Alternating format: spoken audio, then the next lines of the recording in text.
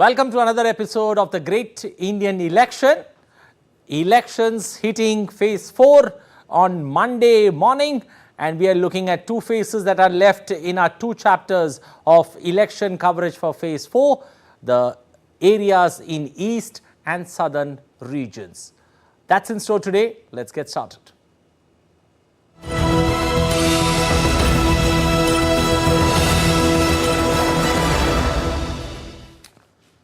Well, we've broken phase 4 into two halves. The first half, we did a program where we looked at the northern part, the central regions, as along with the western part. Today, our focus is going to be the southern states that go to polls in phase 4, along with the eastern part of India. Put that together, you've got 42 plus 21 seats. That's 63 seats in this particular phase. This is the entire map of India. Uttar Pradesh, interesting battle there across all 7 phases. Uttar Pradesh, Bihar and West Bengal. Madhya Pradesh, elections will be done and out. Maharashtra in phase 4, one more phase of elections left. Andhra Pradesh and Telangana. This is the last South bastion that comes to polls, and elections getting over in Telangana and Andhra Pradesh will complete the entire South bastion. The elections are over and out for the southern part of India. Odisha and Jharkhand, new entrants in phase 4. They enter the elections in this particular phase and continue their journey.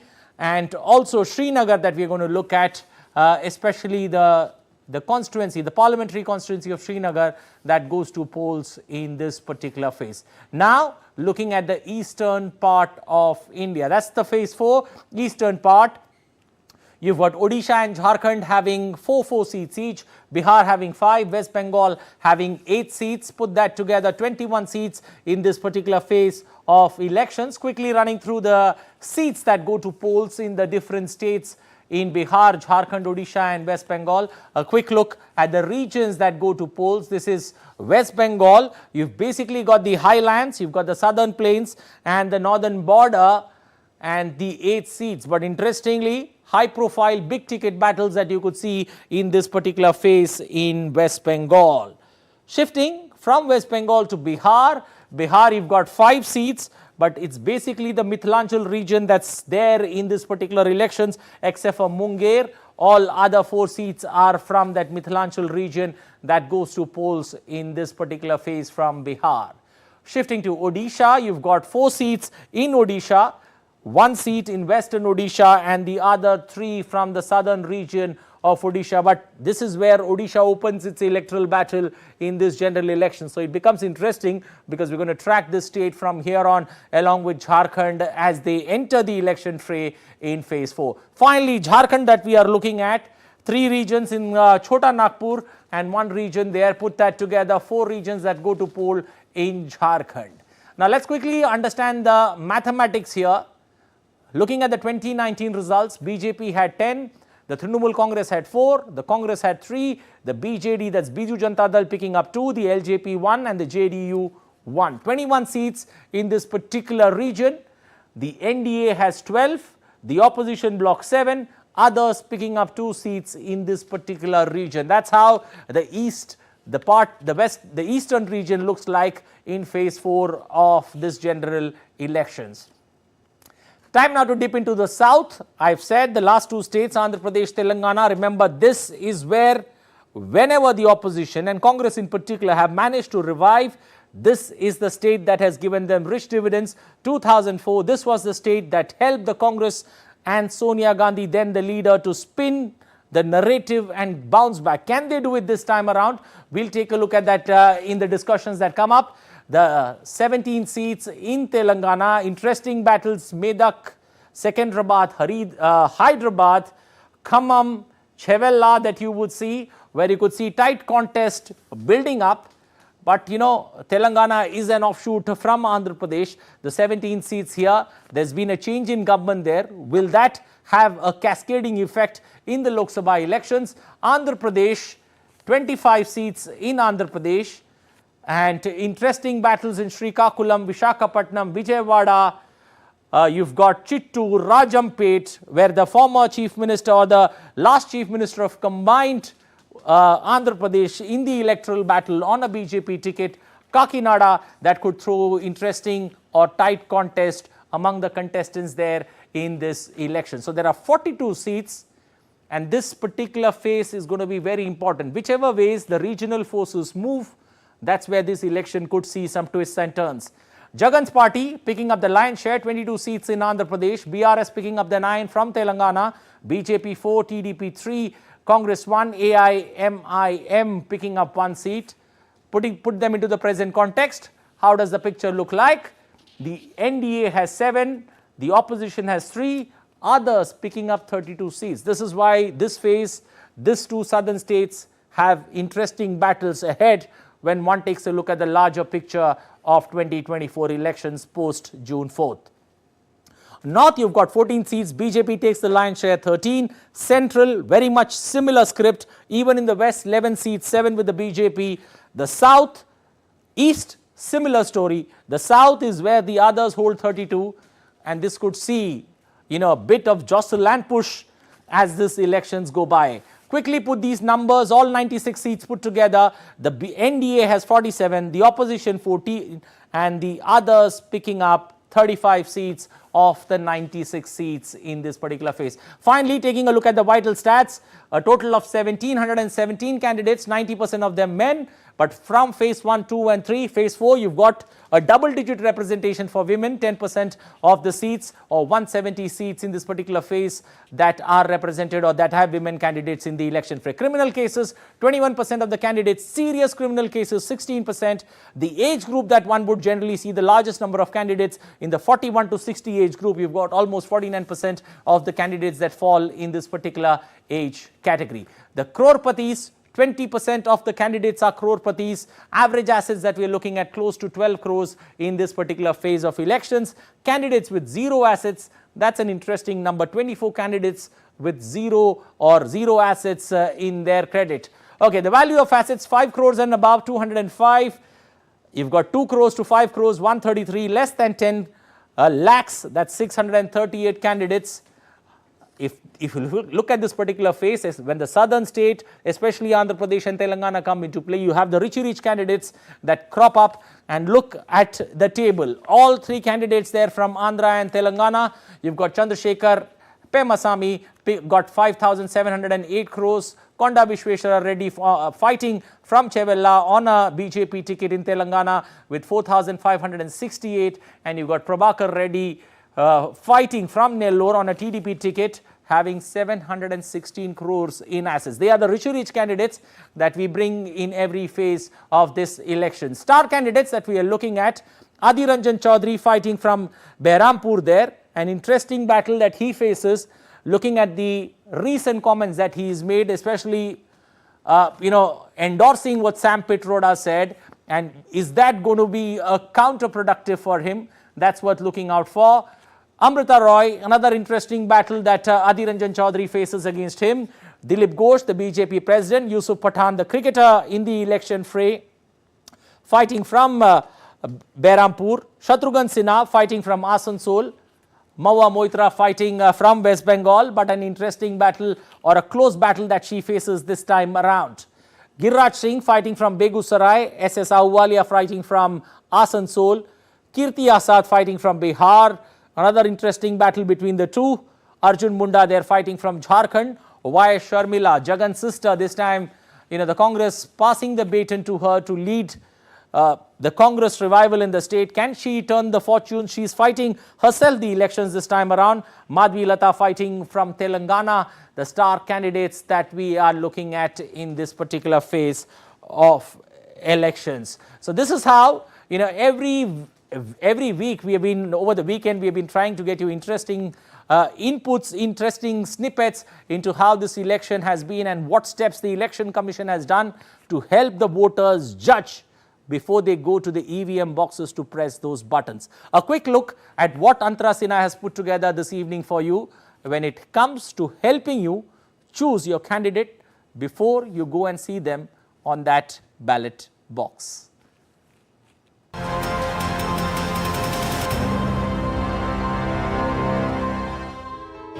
Does the candidate you're going to vote for have a criminal record? Have you checked? Do you really know what your desired candidate stands for?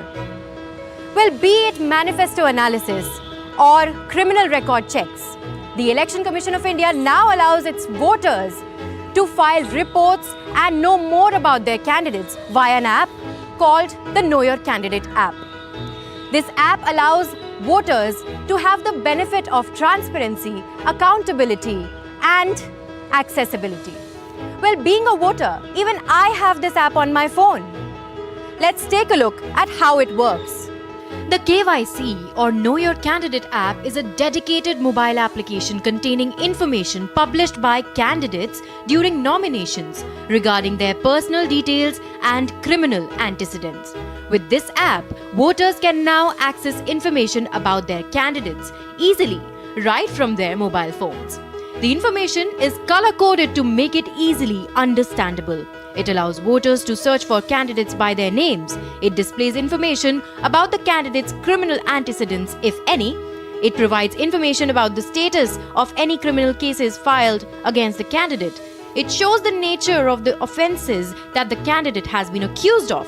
Voters can use the KYC app to view all candidates who filed nominations and check the status of nomination filed, accepted, rejected, or withdrawn. You simply have to search candidates by their name to know what kind of a candidate you have in your constituency who is contesting. Well, that is all I have in this edition of Election Digest for today. I'll be back next week with something as interesting and informative as today. Well, thank you, Antara, for that small snippet, which is very valuable. Time now to get or touch base with all our correspondents there on the ground, who are going to get us the latest buzz when it comes to this particular elections. We've got Mark Lynn joining us there from Visakhapatnam, Dibendu Mondal joining us from Ranaghat, Akshay Dongre joining us from Hyderabad. We also got two guests joining us in the studios, Aditi Tandon, senior journalist with the Tribune, with us in the studio, Shekhar Iyer, senior journalist joining us via Zoom this evening. Let me first come to you, Mark. You know, looking at how the southern bastion has been, especially when it comes to the turnaround that the opposition looks at, do you see a similar kind of trend that's trending in the first place? And secondly, the land titling, act that's been brought about, how is that a flashpoint between the political forces there, especially in Andhra Pradesh?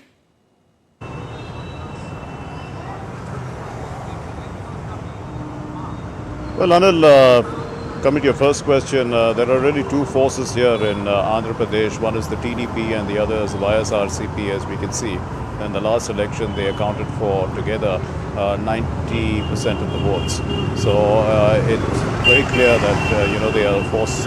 They are the real force to reckon with in the state. Now, when we talk about the Land Title Act, this was an act that was brought in with the objective to actually make title clear so that more investments can come into the state. And the concern that people have about the act is that some people don't want surveys to be done on their land because they feel that they may lose land which they may have got through means that were not fair, or perhaps they have encroached on land that is not theirs, which will all come to light. And as a result of that, there has been, some sort of opposition to the surveying of land. But it goes both ways. Both parties are not in a position to get past this particular act, even though it has been made an act. The issue is that whether the surveys will actually be done and clear title will be given to each individual. However, the re-registration of land was necessary, they thought, from the point of view of bringing in more investments into the state. After all, they are looking to develop the state at a rapid pace and to create more industries, create more opportunities. And for that, they required to have this act so that things could move more smoothly. Okay. Anil. Okay. Shifting to Akshay joining us from Hyderabad. Akshay, how does one see the triangular contest that's building up, especially in Telangana, looking at the BRS, the BJP and the Congress? There's been a change in power in the state in the assembly elections, but how much of it resonates, especially in the Lok Sabha, and how's the contest there building up as we look at phase 4? Well, Anil, what we have seen in the last legislative elections with the support for the BRS that started to have national ambitions, turning from BRS from TRS, clearly showing that they not just want power in the state, but they wanted to become a national force. In fact, exactly the opposite has started to happen here in Telangana as well. The support for the BRS has been shrinking, and what we have seen in the legislative elections last year, BRS getting only 39 out of 119 legislative assembly is something that we are expected to see here as well. We have been reporting from the state of Telangana, from where we are seeing that the BRS leaders are actually finding it quite hard to find supporters, which they had in ample numbers ever since Telangana was carved out of the state of Andhra Pradesh. And initially, because of the state being carved out, regional parties had a lot of dominance in the state politics. But now, as the state is seeing more development, more infrastructure projects, they are having national ambitions. Rather, they are having ambitions of the national parties coming here and a better synchronization with the central government as well, with the other and better connectivity, better connections to other states as well. So that has changed, in fact, and that may, in fact, directly benefit the Bharatiya Janata Party. The BJP has been eating into the supporter base for both the Congress Party and the BRS, but now what that we have seen that the Congress Party has won legislative elections. Certain promises that they had made to be fulfilled within 100 days of them coming to power have not been done so, and that is making some people question their support to the Congress Party as well, and that may in fact reflect into support for the Bharatiya Janata Party. Another last thing here I wanted to add was the fact that earlier the AIMIM was in alliance with the Telangana Rashtra Samiti, that is now the Bharat Rashtra Samiti. That alliance has been broken as well. So AIMIM may also eat into the vote share of the BRS, not just here in Hyderabad but across the state. And all of these combined factors may in fact result into a massive support for the Bharatiya Janata Party among the state, not just in cities but in the rural areas as well. Okay, quickly moving to West Bengal, where we got Dibendu joining us. Dibendu, how do you look at the political bigwigs? They battling it out in this particular phase of elections. It's the battle of bigwigs in West Bengal in this phase. Well, Anil, absolutely right. We have multiple heavyweight candidates contesting against each other in this phase of the elections in West Bengal. I was just listening to you. You were naming some out, and rightly so. We, on one hand, in the Krishnanagar seat, we have Mahua Moitro of the TMC battling it against the Queen Mother, the Ranima of the erstwhile royal family of Krishnanagar, Amrita Roy, around whom the BJP have thrown their weight. Prime Minister Narendra Modi had personally spoken to her when her candidature was announced. He also came in and to Krishnanagar to campaign for her.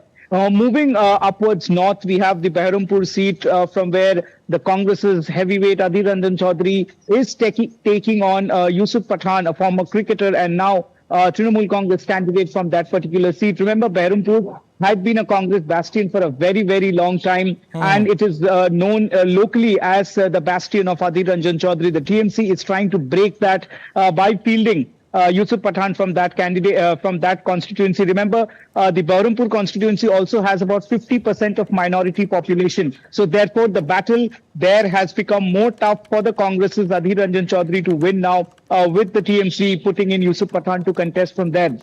Okay. Moving towards eastern side of Bardhaman, where former state president Dilip Ghosh is contesting. It was represented by S.S. Ahluwalia, who has been moved to the Asansol seats. Of course, big names fighting this elections, this phase of election here in West Bengal. So, of course, just a couple of days ahead of the final day when the people will cast their vote and decide who their candidates would go to the Parliament of India. Back to you, Anil. Okay, thank you and appreciate Mark, Dibendu as well as Akshay for joining us, getting us those live inputs. Let's now quickly get the two guests joining us to deliberate more on this. First coming to you, Aditi. Aditi, looking at West Bengal in particular, not much to choose from other than when it comes to issues. But parties fighting it out over viral content, that's become the talk of the town when it comes to this particular phase of elections in West Bengal.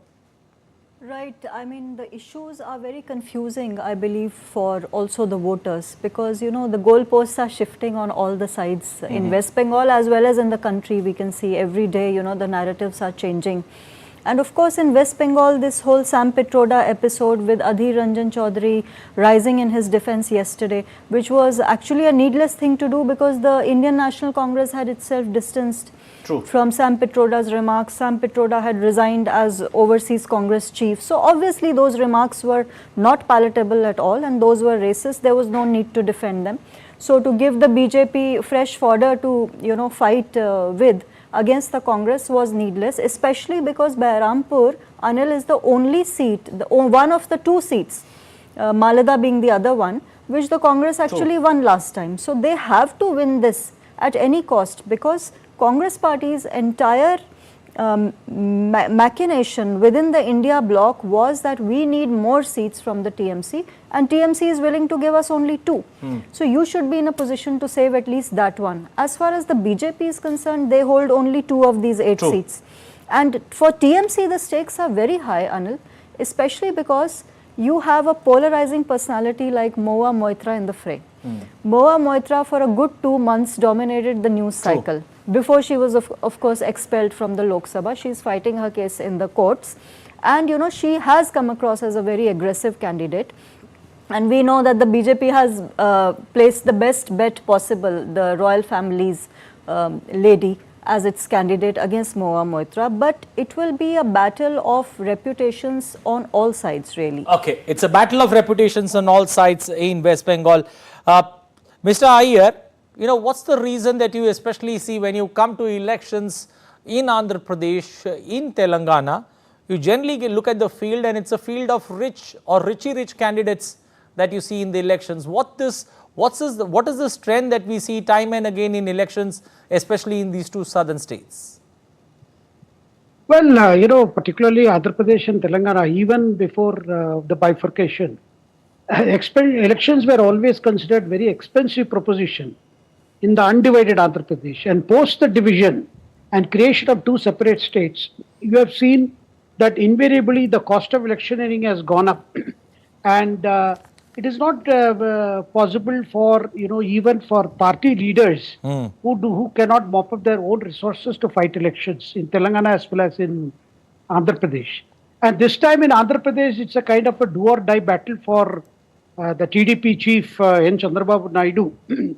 And he's hoping that Jagannath Mohan's quest for a 3rd term can somehow be thwarted because of an alliance that he has managed with the help of BJP as well as Pawan Kalyan. Okay. And on the other hand, his campaign has followed a distinct style where he is not so much into talking about his opponents, rather about what he has done, what his government has done in the last 10 years and the kind of welfare schemes and the ground level delivery, rather the last mile delivery. And of course, he has been talking about, reminding the voters what was the situation under the TDP rule, particularly talking about alleged corruption. Of course, there are issues like Polavaram projects, about the pace of development that has happened under Jagan's pace, and the issue of capital. You see, today, under Chandrababu Naidu, Amravati was declared as a capital and he went about the task of land acquisition and development of Amravati.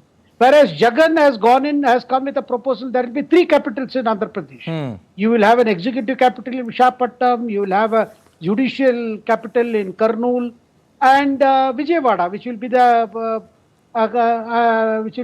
and Amravati will be the legislative game. So you can see that there the issue is rather about your model of development versus my model of development. Okay, let's once again go back to our correspondents. There are 3 new correspondents from 3 different areas joining us. Amit Mukherjee joining us from Madhya Pradesh. We've got Vishal Barristo joining us from Odisha that enters the election fray in phase 4 of election. Salman Haidar joining us from Bihar to take the deliberations forward. Let me first come to you, Amit. Looking at the battle that's there, especially in the 2 regions, the last phase of elections that we are seeing in Madhya Pradesh, how do you see it, especially in the tribal belt? You made a mention about interesting contests there with a passing day. Do you see that getting much tight, much keener between the political forces? Quite rightly pointed out, Anil. Actually, the only constituency which is getting a lot of focus is actually the tribal constituency of Ratlam, which also has this Jhabua belt, which is one of the largest tribal belts of Madhya Pradesh. If you look at how things have been panning out here, Prime Minister had started campaign as early as February, where he had announced 7,500 crores of project during February for the people around Jhabua. And this is the place where, even Congress has fared pretty well in the last assembly elections, which is what has thrown up major challenges for BJP. And BJP, again, the local leaders are also campaigning. In fact, all the senior BJP leaders from the state are focusing on the tribal belt right now. But if you look at what happened in 2019, almost all the seats which are going to the polls in this particular phase, which is the last phase on May 13, they had made a clean sweep out here. But if analysts are to be believed, out of this 8, only one tribal district or constituency, which is the Ratlam, is facing some sort of challenge. But even the other constituencies in the tribal districts of Khad and Khargon, they are also seem to be comfortable. The fight is there, but BJP definitely seems to be having an upper edge. But again, Ratlam and the last moment campaigns have intensified further. It's a tooth and nail fight in Ratlam right now. Okay, let's shift focus to Odisha. Vishal joining us. Vishal, there is a yellow alert, especially in Bihar, in Odisha for the next 5 days. Do you see that having an effect on the elections, especially on voting day? That's the 13th. Well, Anil, all I can say is it is having an effect on journalists like us who are covering the country all across, covering the Prime Minister who's being spearheading the BJP's campaign from the front. And let me tell you that I was in Krishnanagar. I was overhearing your conversation there. Mahua Moitra, she is Mahua Moitra. She refused to talk to Didi. And yes, BJP has fielded the former erstwhile royal from Krishnanagar. And coming from Bengal to Odisha, here also in Bolangir, you have the erstwhile royals, both husband and wife. The wife is sitting MP Sangeeta Kumari Singh Deo, and she has been also MP earlier for 3 times. So 4 times she has represented the constituency, and she is trying her luck for the 5th time as well. Prime Minister would be holding a rally here in Bolangir. As you can see, the preparations are on. And not only that, her husband is also contesting the assembly elections. Remember, Odisha goes to poll both for assembly and Lok Sabha elections. Okay, a quick word there from Salman Haider joining us from Bihar. Seats in the Mithilanchal area, how do you see the seats in Mithilanchal play out in this particular phase of election? Anil, there is one seat in Darbhanga where Gopalji Thakur is in fight with RJD's Lalit Yadav. But I don't think the fight is tough. So we can say there is no competition there. But in the rest of the cases, the seats which are going in 4th phase, going to poll, Begusarai is there where Giriraj Singh, the union minister, is fighting. And last time he had won with a huge margin of 5 lakh votes, over 5 lakh votes. And the weather is pleasant right now. So we hope that voting will be somewhat higher than the last phase. Yes, Anil. Okay, appreciating all three. Vishal joining us from Odisha, Amit Mukherjee from Madhya Pradesh, Salman Haider joining us from Bihar for your inputs there from the ground. Well, the Great Indian Election is your one-stop show on weekdays on all that matters in the Indian elections of 2024. What could be something that we could be looking out for on Monday night? Take a quick look. Phase 4 of the world's largest democratic elections. 96 seats across 10 states and union territories. Press the button. Fate of former chief ministers, union ministers and regional satraps see it. DD India, the election news headquarters, will analyze all the numbers as it unfolds on the Great Indian Election at 8:30 p.m. IST, only on DD India. Well, that's all we have time for. Thank you to both my guests this evening, Aditi Randan in the studios, Shekhar Iyer joining us. Appreciate both joining us, helping us understand this particular phase of elections for us. With that, it's a wrap of this edition of the Great Indian Election. You can connect with us on Facebook, X and Instagram. Good night, stay safe, take care.